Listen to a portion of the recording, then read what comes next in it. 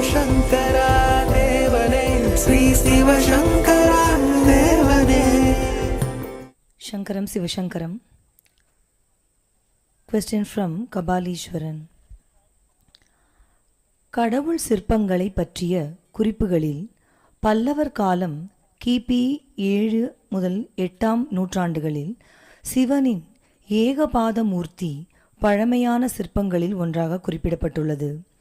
காஞ்சிபுரம் கைலாசநாதர் கோவிலில் இந்த ஏகபாதமூர்த்தி மிக தெளிவாகவும் சிற்பக்கலை நயத்துடனும் காணப்படுகிறது என்று தகவலும் உள்ளது. சிவபெருமான் ஏன் ஏகபாத மூர்த்தியாக ஒரே காலில் காட்சி தருகிறார்? சிதம்பரம் நடராஜர் நடன கோலத்திற்கும் இதற்கும் ஏதாவது ஒற்றுமை உள்ளதா?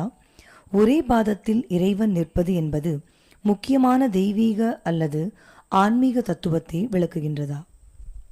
சிவசங்கர் பாபாவை பார்க்குறீங்க, ஒரு கால் மேலே ஒரு கால் போட்டுன்னு உக்காண்டிருக்கேன்.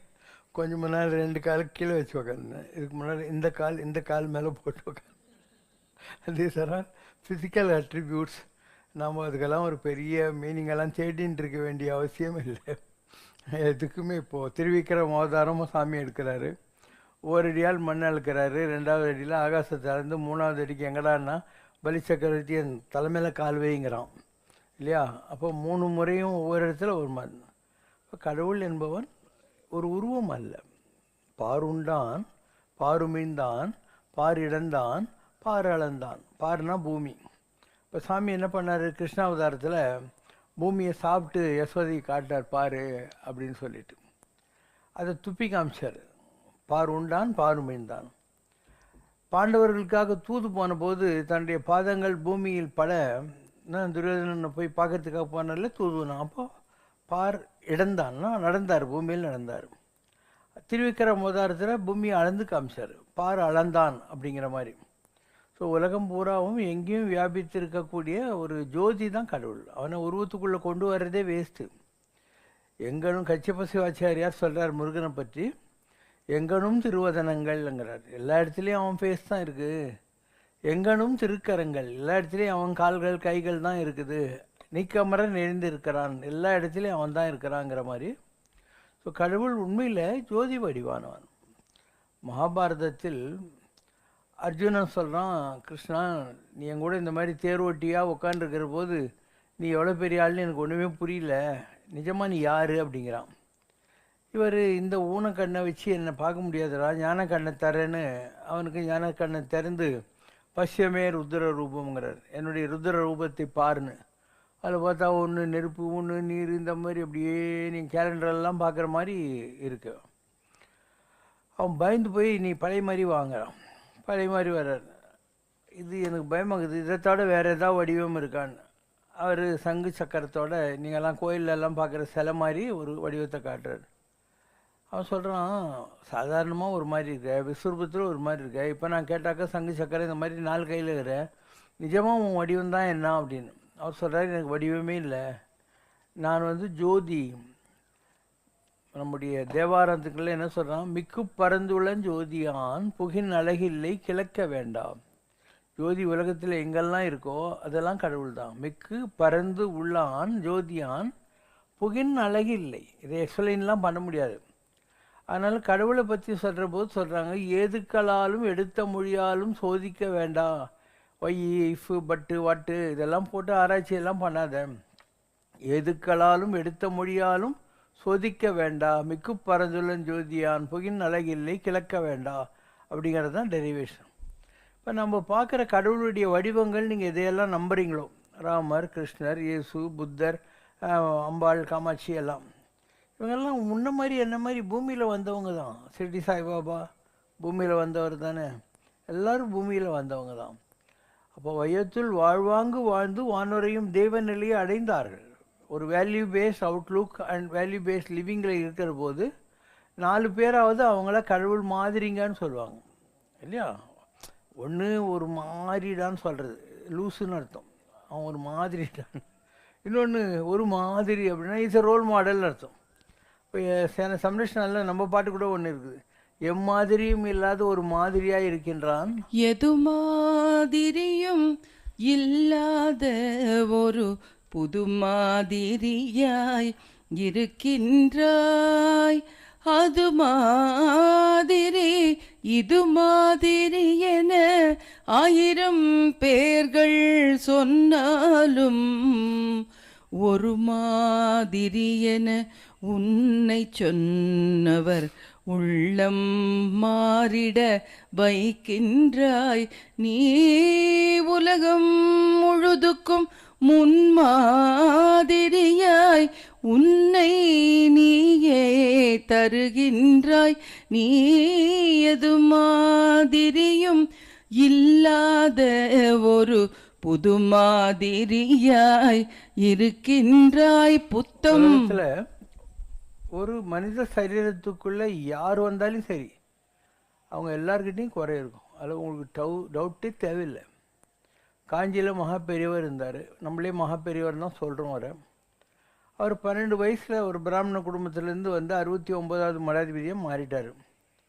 அப்போ அந்த பிராமின் கல்ட்டுன்னு சொல்கிறேன் இல்லையா, சின்ன வயசுலேருந்து அவங்களுக்கு எது கற்றுக் கொடுத்தாங்களோ அதுதான் அவங்களுக்கு தெரியும். அதனால் சான்ஸ்கிரிட் தவிர வேறு எந்த பாஷை பேசினாலையும் மகாபாவம். இப்படியெல்லாம் ஒரு ரூல்ஸு நியம நிஷ்டிகள் ரிச்சுவல்ஸில் மாட்டிக்கிட்டு இருந்த பரமாச்சாரியார் தான் பிற்காலத்தில் தெய்வத்தின் குரல்னு சொல்லி 12 வால்யூம் தமிழில் பேசினார்.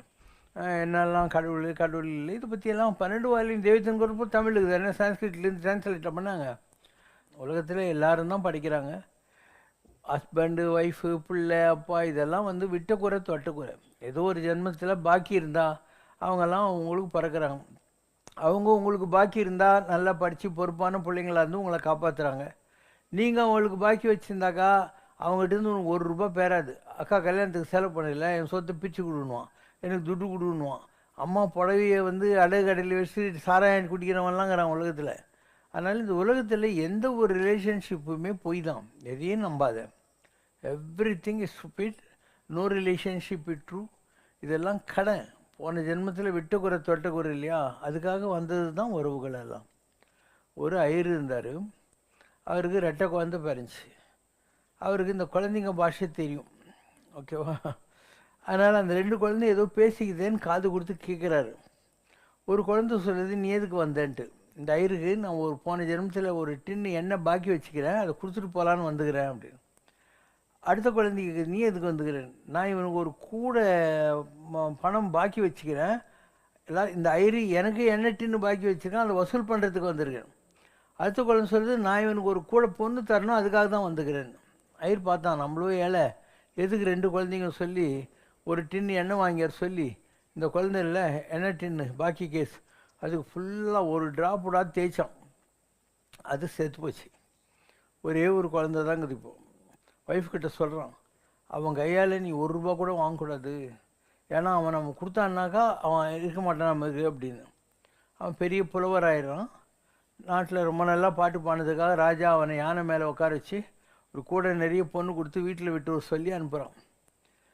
இவன் அம்மா வந்து நம்ம யானை மேலே வந்ததை பார்க்கணுங்கிறதுக்காக குதித்து, அம்மா அம்மா நான் யானை மேலே வந்துக்கிறேன் பாரு அப்படின்னு சொல்லிட்டு உள்ளே போகிறான்.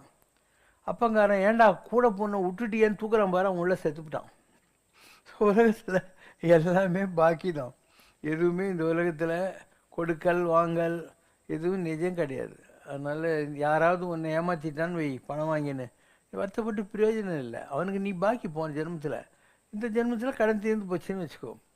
யாராவது நீ எதிர்பார்க்காத உனக்கு ஏதாவது கொண்டாந்து கொடுத்தான்னா அதுவும் பாக்கி தான், அதனால் உனக்கு வந்து சேர்ந்துச்சுன்னு நினச்சிக்கோ. அதனால் தீதும் நன்றும் பிறர் தர வாரா, கெட்டது நல்லது 2 கூட இன்னொருத்தர் கொடுத்து வர்றதில்லை. For every action there is an equal and opposite reaction. For every credit there is a corresponding debit. அதனால் உலகம் நம்ம வேடிக்கை பார்க்க வேண்டிய விஷயம் தவிர இதை நினச்சி சந்தோஷப்படுறதுக்கும் ஒன்றும் இல்லை, துக்கப்படுறதுக்கும் ஒன்றும் இல்லை. எது ஒட்டணுமோ அதுதான் ஒட்டும், எது ஒட்டாதோ அது நீ தலைகீழ நின்னாலையும் உனக்கு ஒட்டவே ஒட்டாது. பல நேரங்களில் இது எல்லார் வாழ்க்கையிலையுமே நடக்கும். எனக்கும் தான் கல்யாணம் ஆயிடுச்சு, ஒரு 25 வருஷம் நானும் தான் குடும்பம் நடத்தினேன். எனக்கு ஒரு பையன் இருந்தாங்க, பொண்ணுங்க இருந்தாங்க, எல்லாம் இருந்தாங்க.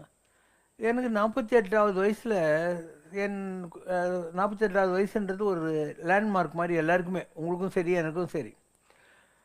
குடும்பத்தை விட்டுருவேன்னு ஐயர் சட்டையே கழட்டுவார் அப்படின்னு. சட்டையை கட்டுறதுன்னு நான் கரஸ்த ஆசிரமத்தை விட்டு சன்னியாச ஆசிரமத்துக்கு வந்துடுறது, வானப்பிரசத்துக்கு வந்துடுறது. அப்போ பாரு, ஜனவரி 16, 1996 ஒய்ஃபு பையன் பொண்ணு எல்லாம் அமெரிக்காவில் போய் செட்டில் ஆகிட்டாங்க. அன்னிலேருந்து இன்னைக்கு வரைக்கும் நான் ஜாலியாக தானே உட்காந்துக்கிறேன். எனக்கு ஊரும் இல்லை, பேரும் இல்லை, உறவும் இல்லை, துறவும் இல்லை. அப்போது யாதவன் பேர் ஏதவன் ஊர், யார் விட்டார் யார் ஆயலார், நீங்கள் எல்லாம் தான் குற்றம், நீங்கள் எல்லாம் தான் சுற்றம், இங்கே இருக்கிற எல்லா குழந்தைங்களும் தான் எனக்கு வேலை செய்யுது, எல்லோரும் தான் அன்பாக இருக்காங்க. அதனால் எது வந்ததோ அதை பற்றி கவலைப்படாத, எது போச்சோ அதை பற்றி வருத்தப்படாத. வடார்காடு மாவட்டத்தில் ஒரு பழமொழி இருக்குது, வந்த மாட்டை கட்டக்கூடாது, போன மாட்டை தேடக்கூடாது. அதனால் வந்துச்சா கட்டி போடாத, போச்சா தேடாத. அதை அந்த மாதிரி எந்த ஒரு விஷயமும் அப்படி தான், உலகத்தில் எது இருக்கணுமோ அதுதான் இருக்கும். நான் இது வரைக்கும் குறைஞ்சது ஒரு 50 லட்சம் பேருக்கு நல்லது பண்ணியிருக்கேன் இல்லை. மண்ணடி டேஸில் ஆரம்பித்து பெசன் நகருக்கு வந்து நீலாங்கரைக்கு வந்து இங்கே வந்து இது வரைக்கும் 44 வருஷமாக குறைஞ்சது ஒரு 50 லட்சம் பேருக்கு நல்லது பண்ணியிருக்கேன். அதில் எத்தனை பேர் என்கிட்ட இப்போ இருக்காங்கன்ற, எல்லாருக்கும் நான் நல்லது தானே பண்ணேன். யாருக்கிட்டையும் பணம் வாங்க மாட்டேன், எனக்கு கொடுத்து தான் பழக்கம், வாங்கி பழக்கமே இல்லை. நீங்கள் கொண்டாடுற சாக்லேட்டு பூ பழம்லாம் உங்களுக்கே உங்கள் கண்ணெதிரில் திருப்பி கொடுத்துட்றேன். ஸோ எந்த ஒரு எதிர்பார்ப்பும் எந்த ஒரு தேவையும் இல்லாத நிலையில் இருக்கக்கூடிய ஒரு சிவசங்கர் பாபா 50 லட்சம் பேருக்கு நல்லது பண்ணார். அந்த 50 லட்சம் பேர் இங்கே வந்து உட்காந்து இருக்கணும் இல்லையா? எங்கே உட்காந்துக்கிறாங்க? எவ்வளோ பேர் வந்தாங்க போட்டாங்க இல்லையா? ஸோ போகிறவன் வரவன் வந்துக்கின்னு தான் இருக்கான். மென்மேக்கம் இங்கிலீஷில் ஒரு போய்ட்ரி இருக்குது, த ப்ரூக்குன்னு. அது சொல்லுதான், நான் ஒரு 6 ஓடிக்கின்னு தான் இருப்பேன். குடிக்கிறான், வயசாக எடுத்துக்கலாம், லேடிஸ் எடுத்துக்கலாம், நான் பாட்டி ஓடின்னு தான் இருப்பேன். அந்த மாதிரி பேரூராற்று படுவும் புனைபோனர் காட்சி தெளிந்தனம். ஒரு ஆற்றுல ஒரு போட்டு போகிற மாதிரி, பரிசல் போகிற மாதிரி நானும் போயினே இருக்கிறேன் இந்த பவசாகரத்தில். பெரியோர் என வியத்தலும் இளமே, பெரியவங்கன்னு யாரை பார்த்து நான் மெரசல் ஆகிறதும் இல்லை. சிறியோர் என முடிதலும் இளமே, யாரும் என்னை விட சின்னவங்கன்னு நான் அவங்கள ஹியூமிலியேட் பண்ணவும் மாட்டேன், எதுவும் பண்ண மாட்டேன், எல்லாரையும் ஒரு மாதிரி தான் நடத்துவேன். இதுதான் எஸ், துணையும் பேதம் உறாது, நோ பார்ஷியாலிட்டிஸ், நோ டிஸ்கிரிமினேஷன். எவ்வுயிரும் தம்முயிர் போல் எண்ணி, எல்லாரையும் நம்மள மாதிரியே எண்ணி, ஒத்த உரிமை உடையவராய் ஓக்கின்றார் யாவர் அவர் உளம்தான். எல்லாரையும் ஒரே மாதிரி யார் நடத்துகிறாங்களோ அவங்களுடைய உள்ளத்தில் தான் சித்த சத்து உருவாய் எம்பெருமான் நடம்புரியும் இடமென நான் தெளிந்தேன். அங்கே தான் நடராஜ தாண்டவன் நடந்துக்கிட்டு இருக்கு என்று வள்ளல் பெருமானார் சொல்கிறார். அதனால் நான் எவ்வளோ பேரை பார்த்துருப்பேன், எல்லாருக்கும் எவ்வளோ நல்லது பண்ணியிருக்கேன். அவங்கெல்லாம் ஏன் ஓடி போனாங்கன்னு சொல்லி நான் வருத்தப்பட்டு உட்கார்ந்தேன். இந்த வேலையை ஒரு நாள் செய்ய முடியாது. என்ன பாக்கியோ அதுதான். கோடிசாமி கிட்ட நான் மகேந்திரகிரி காட்டுக்கெல்லாம் போய் சொன்னேன், சாமி நான் மகேந்திரகிரிக்கெல்லாம் போயிட்டு வந்துட்டேன், எனக்கும் அங்கெல்லாம் போகணும் தான், இந்த ஜனங்களுக்கு கொஞ்சம் பாக்கி சாக்கி இருக்குது, அதை பைசல் பண்ணிட்டு போகலாம் தான் உட்காந்துன்னு இருக்கிறனர்.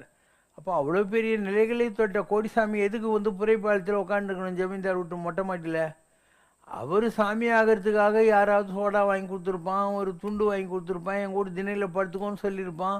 அவங்க எல்லாருக்கும் இவர் நல்லது பண்ணி ஆகணும், இது ஒரு கடன். அதாவது ஒரு சாமியாருக்கு நீ ஒரு காப்பி வாங்கி கொடுத்தா கூட அது ஒரு கடன் தான். அதை அவன் திருப்பி கொடுக்கலன்னா அவனால் பேக் ஆஃபே பண்ண முடியாது. அதனால தான் நான் உட்காந்துருக்கேன் அப்படின்னு கோடிசாமி சொன்னார். இதுலேருந்து நீ தெரிஞ்சுக்கோ, இந்த பாக்கி சாக்கின்றது எல்லாருக்குமே இருக்குது, இல்லாதவங்கன்னு யாருமே இல்லை, எல்லாருக்கும் ஏதோ ஒரு வகையில் கடன். நீ சாமி ஆகிறதுக்காக யாரெல்லாம் உனக்கு ஏதோ ஒரு பிறவியில் ஹெல்ப் பண்ணாங்களோ அவங்கெல்லாம் உலகத்தில் பிறந்திருக்காங்க. அவங்களுக்கெல்லாம் நீ கூப்பிட்டு ஞாபகம் வச்சு நல்லது பண்ணாதான் உன் கடன்களையும், அப்போ தான் நீயே பேக் ஆஃப் ஆக முடியும். எவ்வளோ பெரிய பாஷை நீயே யோசனை பண்ணு. கிராமத்தில் ஒரு பையன் இருப்பான், அந்த ஊரில் ஒரு மல்லியாரோ நாயுடுவோ ரெட்டியாரோ யாரோ ஒரு நல்ல மனுஷன் இருப்பான். டேய் எங்கள் வீட்டில் சாப்பிட்டுக்கோடா, புக்கு நோட்ஸ் எல்லாம் வந்து வாங்கிக்கோடா, நான் பணம் தரேன், உன் ஸ்கூல் ஃபீஸை நான் கட்டிடுறேன்டா, படித்து பெரிய ஆளாக வாடா அப்படின்வார். இவன் படிச்சிருப்பான், பெரிய ஆளாகி கலெக்டராகவே ஆகிருப்பான். அதே டிஸ்ட்ரிக்ட்டுக்கு அவன் கலெக்டராக வருவான். வர்றபோது எல்லோரும் பெட்டிஷனை கையில் வச்சுன்னு நிற்பாங்க, கலெக்டரை பார்க்கணுன்னு. அதெல்லாம் மொழியாருன்னு நிற்பார், இல்லை அதை நாயுடுன்னு நிற்பார். இவன் நேராக போய் காலிங் பெல் அடித்து அங்கே பச்சை வேஷ்டி கட்டின்னு ஒருத்தர் நிற்கிறாரு, அவர் பேர் வேதாசல மொழியாரான்னு பார்த்து கலெக்டர் கூப்பிட்றாருன்னு சொல்லுன்னு. இவன் வந்து வேதாசல மொழியாருங்க கலெக்டர் கூப்பிட்றாருன்னு. இவருக்கு இன்னொரு இவ்வளோ பெரிய க்யூவில் நம்மளும் போய் கலெக்டர் கூப்பிட்றாரு. அவர் ரூம்குள்ளே போன உடனே கலெக்டர் எந்திரிச்சின்னு, வாங்க மொழியாரே நல்லா இருக்கிறீங்களா, என்ன சாப்பிட்றீங்க அப்படின்னு. இவருக்கு ஒன்றுமே புரியாது, என்னடா கலெக்டர் நம்மளை கூப்பிட்றான், எந்திரிச்சு நிற்கிறான், என்ன சாப்பிட்றீங்கன்னு கேட்குறான். அப்போ அவர் சொல்ல, எனக்கு தெரியலையா, நான் 3வது தெரு முன்சாமிங்க, நீங்கள் தான் என்னை படிக்க வச்சிங்க, நான் தான் கலெக்டரு, உங்களுக்கு என்ன வேணும் சொல்லுங்கள் அப்படின்னும். இல்லை, அவன் எவ்வளோ பெருந்தன்மையான ஆளாக இருந்தால் தனக்கு யார் ஹெல்ப் பண்ணாங்களோ அவளை ஞாபகம் வச்சுக்கிட்டு அவரை கூப்பிட்டு லைன்லேருந்து நான் தான் கலெக்டர் உங்களுக்கு என்ன பண்ணணும். இதுதான் மகான்கள் செய்கிற வேலை. மகான்கள் ஞாபகம் வச்சுக்கிட்டு அவங்களுக்கு எந்த பிறவியில் யார் நல்லது பண்ணாங்களோ அவங்கள எல்லாரையும் கூப்பிட்டு அவங்க எல்லாருக்கும் நல்லது பண்ணி கடன் கழிச்சிக்கிறாங்க. அவங்க எவ்வளோ பெரிய பதவிக்கு போனாலையும் அவங்க இதெல்லாம் செய்யணும். அதுதான் அவங்களுடைய, அதனால தான் அவங்க மகான்களாக இருக்காங்க. நீங்கள்லாம் மகான்களாக இருக்கிறீங்க. ஸோ உலகத்தில் இது ரொம்ப பெரிய பாஷை. இந்த பாக்கி சாக்கின்னு கோடிசாமி சொல்கிறது, கொடுக்கல் வாங்கல்னு சொல்கிறது, தீதும் நன்றும் பிறர் தர வாரான்னு சொல்கிறது, இந்த பாஷை நான் சொல்கிற பாஷை. இது புரியவே புரியாது ஜனங்களுக்கு. இதெல்லாம் எப்படி நடக்குது, என்ன ஏது, ஏதாவது சொல்ல முடியுமா? தானாக நடக்குது, அதனுடைய போக்கில் நடக்குது. அதனால் நீ சாட்சி மட்டுமே மனிதா மனிதா. You are only a witness to whatever happens around you. You are not a பாத்திரதாரி. பாத்திரதாரின்னா you are not an actor in a given drama of God. God is the only சூத்திரதாரி அண்ட் வி ஆர் ஆல் பாத்திரதாரிஸ். கடவுளுடைய அந்த சூத்திரதாரி டைரக்ஷனில் இப்போ இந்த court scene மாதிரி இந்த கோயில் சீனு இல்லை, அவங்கெல்லாம் பாடுறதுக்கு உட்காந்துக்கணும், இவங்க பரிமாறத்துக்கு உட்காந்துக்கணும், இந்த பசங்கள்லாம் உங்களுக்கு கை கழுவுறதுக்கு தண்ணி கொடுக்கணும், நீங்கள் இதெல்லாம் கேட்கணும். இதுதான் சீன். இப்போது அந்த மாதிரி every scene is already destined, predestined. You are only a witness and you are not a performer. ஆனால் நீ பற்றி ஆராய்ச்சிக்கே போகாது. எதுக்களாலும் எடுத்த மொழியாலும் சோதிக்காது. மிக்கு பறந்துள்ள ஜோதியான் புகின் அழகில்லை கிழக்க கிளறி பார்த்தியானா டைம் தான் வேஸ்ட் ஆகும். அதனால் எவ்வளோ பெரிய மகான்களாக இருந்தாலும் அவங்களுக்கு இதெல்லாம் இருக்குது. அதில் சில மகான்கள் ரொம்ப சீரியஸாக இருப்பாங்க, சில மகான்கள் ஜோவியலாக இருப்பாங்க, சில மகான்கள் ரெண்டையும் பேலன்ஸ் பண்ணுவாங்க. காஞ்சி பரமாச்சாரியர் ரொம்ப சீரியஸான ஆள். திடீர்னு ஒரு நாள் அந்த இவரை பார்க்க வந்திருக்கிற க்ரௌடில் ஒரு எல்டர்லி லேடி இருக்கா. பார்த்தாவே தெரியுது முசுக்கு போட்டுன்னு வந்து ஹஸ்பண்ட் இல்லை, இறந்து விடோவாக இருக்கான்னு. இவர் தங்கிட்டுக்கிற ஆளை கூப்பிட்டு அந்தம்மா சுமங்கலியான்னு போய் கேட்டுனுவான்னு. இவனுக்கு உத தான் உழப்போகுது, நான் தலையில் முசுக்கு போட்டுன்னு இருக்கிற பொம்பளை கிட்ட போய் நீ சுமங்கலியான்னு கேட்க சொல்கிறாரு. இவருக்கு மூளை இருக்குதான்னு அவனுக்கே டவுட் வந்துடுச்சு. இவர் திரும்பிங்க வர்றாரு, போய் சுமங்கலியான்னு கேளு. இவன் என்ன ஆனாலும் பரவாயில்ல சொல்லிட்டு நீங்கள் சுமங்கலியான்னு. எங்கள் ஊருக்கு 40 வருஷத்துக்கு முன்னே சுவாமி வந்தார், என்னம்மா ஞாபகம் வச்சுருக்காரு, எங்கள் ஊர் சுமங்கலி அப்படின்னா. அவங்க ஊர் இப்படி குறும்போட தன்னுடைய வேலை செய்கிறவங்களும் இருக்காங்க, சீரியஸாக வேலை செய்கிறவங்களும் இருக்காங்க. ஒரு கிராமத்துக்காரங்க, சாமி எங்கள் ஊருக்கு நீங்கள் வந்தீங்க 7 வருஷத்துக்கு அப்புறம் நல்ல மழை அப்படின்னாங்க. பரமாச்சாரியர், அப்போ 7 வருஷமாக மழை இல்லாததும் சுவாமி தைமதானோ அப்படின்னாரா. So they understand the limitations. இல்லை 7 வருஷமாக மழை வராததுக்கு இவர் தானே காரணமாக இருக்கணும். ஏன்னா 7 வருஷம் கழிச்சு இவர் போனால் மழை வந்துச்சுன்னு அவங்க சொல்கிறாங்க. அதனால் இந்த முகஸ்துதியிலெல்லாம் மாட்டிக்கிறது, இதில் நமக்கு ஏதோ கொம்பு மலிச்சின்னு நினைக்கிறதெல்லாம் மகானுடைய வேலை இல்லை. மகான்களுடைய ஆட்டிடியூட் என்ன? பேரூராற்றும் படுவும் புனை போல் நான் காட்சியை தெளிந்தனும். ஒரு கட்டையை தூக்கி தண்ணியில் போட்டால் அந்த ஆற்றோட போயின்னு இருக்கும் கட்டை. அந்த மாதிரி மகான்களும் அவங்க கட்டை இந்த பவசாகரத்தில் பிறவி கடலில் ஓடிக்கினே இருக்குதுன்னு நினைக்கிறாங்க. பெரியவங்க சின்னவங்க எந்த பேதங்களும் இல்லை, பணக்காரன் ஏழன் எந்த பேதமும் இல்லை, படித்தவன் படிக்காதவன் எந்த பேதமும் இல்லை. இதுதான் நமக்கு சிவபெருமானை புரிந்து கொள்வதற்காக அவர்கள் கொடுத்திருக்கக்கூடிய யாட்சிக்ஸ். கல்லார்க்கும் கற்றவர்க்கும் கழிப்பருளும் கழிப்பே, நல்லார்க்கும் பொல்லார்க்கும் நடுவில் நின்ற நடிவே, எல்லாருக்கும் பொதுவில் நடமிடுகின்ற சிவனேன். பணக்காரன் ஏழை படித்தவன் படிக்காதவன் எல்லாருக்கும் ஒரு ஒரு காமன் ஃபேக்டராக இருக்கக்கூடிய ஆள் தான் சிவபெருமான் அப்படின்னு அர்த்தம். அப்போ இதெல்லாம் மக்களுக்கு என்றைக்கு தெரியுதோ அன்றைக்கி இந்த பணக்காரங்களெல்லாம் பார்த்து மிரள மாட்டீங்க. நீங்கள் தான் பெரிய ஆள் உலகத்திலேயே. உலகத்திலேயே எல்லாரை விட பெரிய ஆள் நீ தான். அப்போ நீ என்ன பண்ணும்? நெஞ்சத்து நல்லம் யாம் எனும் நடுநிலைமை அழகே அழகு உம்மன்னு சொல்லணும். நீ ரொம்ப நல்லவன்பா, நீ ரொம்ப பெரிய ஆள்ப்பா அப்படின்னு சொல்லணும். அதை விட்டு விதவிதமாக கிராப் வச்சுக்கிறது அதெல்லாம் அழகு கீழே வராது. நாலடியார் சொல்லுது, குஞ்சி அழகும், ஆனால் குடுமி, அதுக்கு பேர் குஞ்சி அந்த காலத்தில். குஞ்சி அழகும் கொடுந்தானை கோட்டு அழகும், யானை மேலே அப்படி அம்பாரி வச்சுன்னு போகிறது அழகல்ல. நெஞ்சத்து நல்லம் யாம் எனும் நடுநிலைமை அழகே அழகு. மனசாட்சி ஒன்று பார்த்து நீ ரொம்ப நல்லவையான்னு சொல்லணும். அதுதான் உலகத்திலேயே மிகப்பெரிய அழகு அப்படின்னு சொல்கிறாங்க. அதனால் இதெல்லாம் உங்களுக்கு தெரிஞ்சதுன்னா you will come out of the shackles of your inferiority complex. நீங்கள் ரொம்ப இன்ஃபீரியராக ஃபீல் பண்ணுறீங்க. ஒன்றும் இல்லாத யாரோ காரில் போனால் அவனை பார்த்து நீங்கள் மெரசல் ஆகுறீங்க. அதனால் யாரை பார்த்தும் மிரளாத, நீ தான் பெரிய ஆள், கடவுளுக்கு நீ ஒரு குழந்தை தானே, அதனால் நீ உங்கள் அப்பா கடவுளுன்றதை ஞாபகம் வச்சுக்கோ. கடவுள் தான் உனக்கு அப்பா.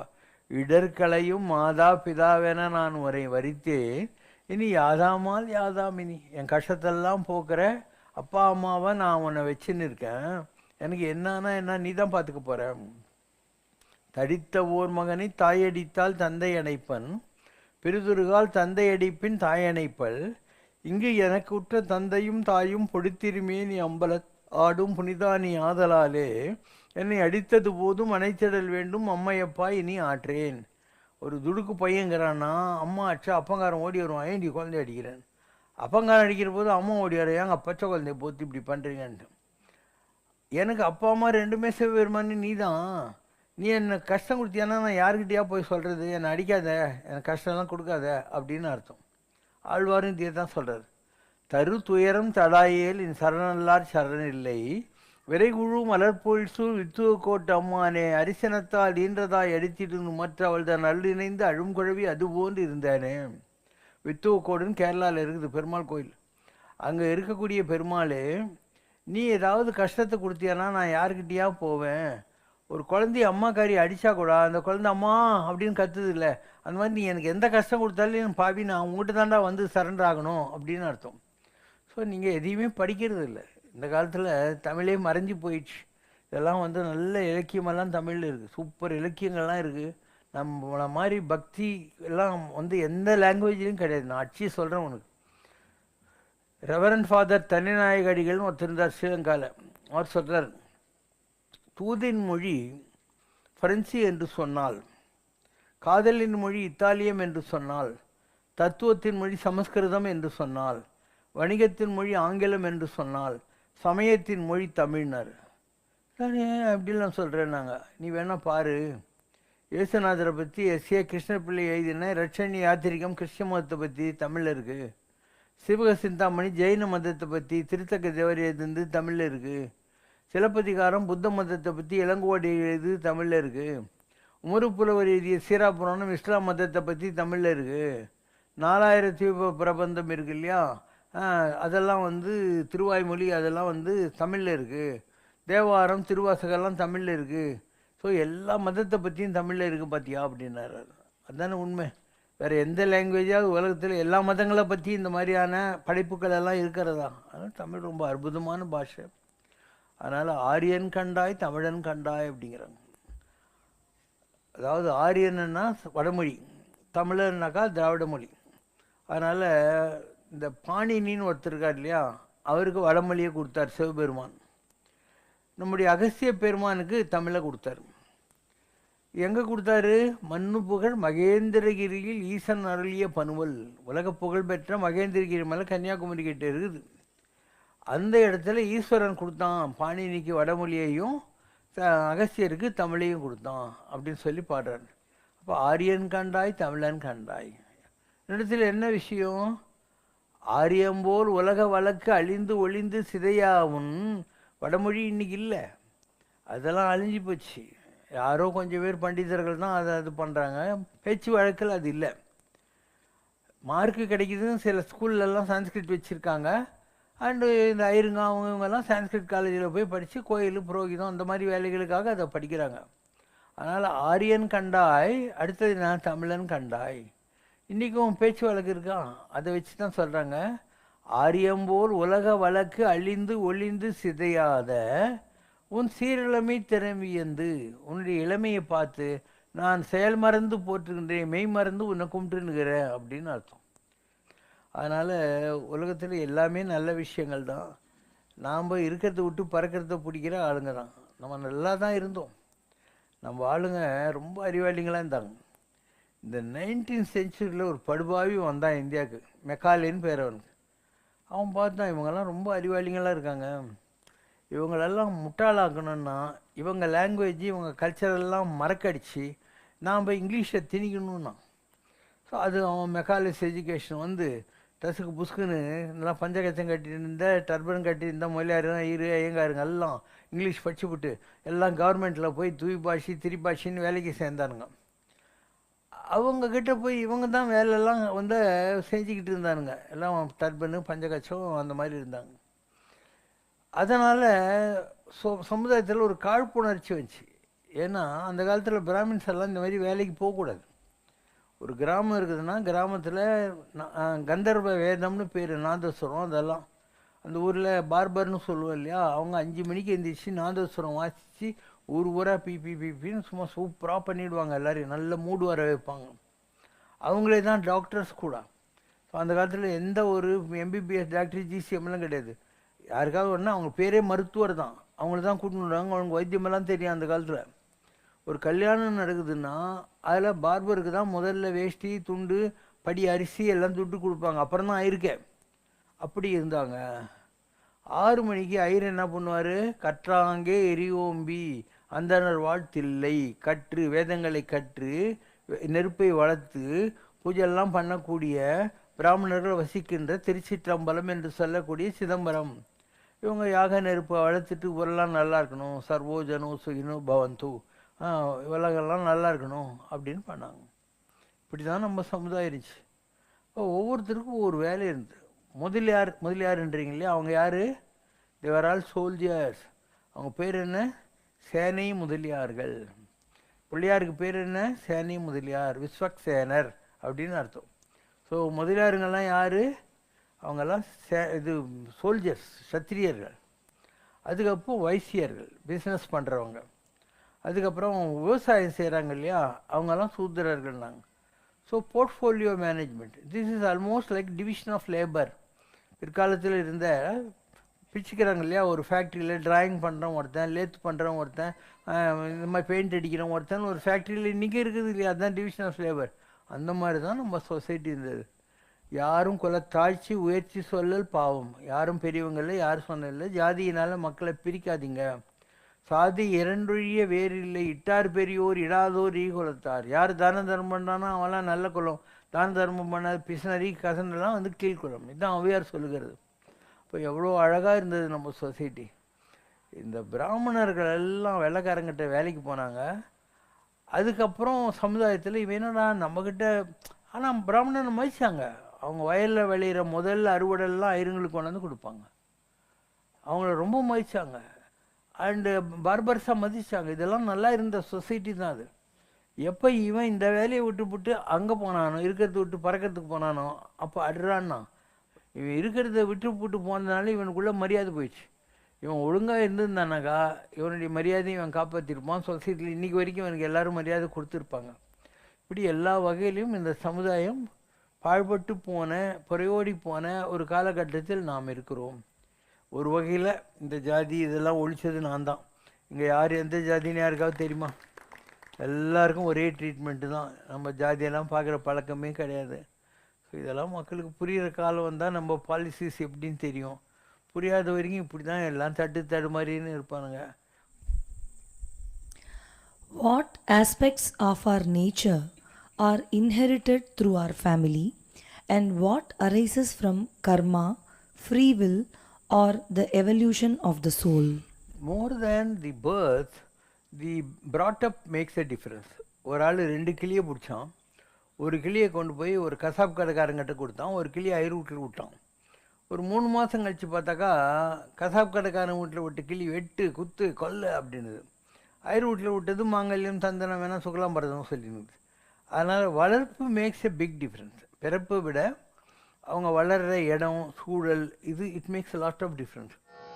அம்மையோடு அப்பனென வந்தவர்க்கு மங்களம், ஆசானும் தெய்வமுமாயானவர்க்கு மங்களம், இத்தனை துயர்கள் எல்லாம் தீர்ப்பவர்க்கு மங்களம், ஈஸ்வராவதார சிவசங்கரர்க்கு மங்களம்.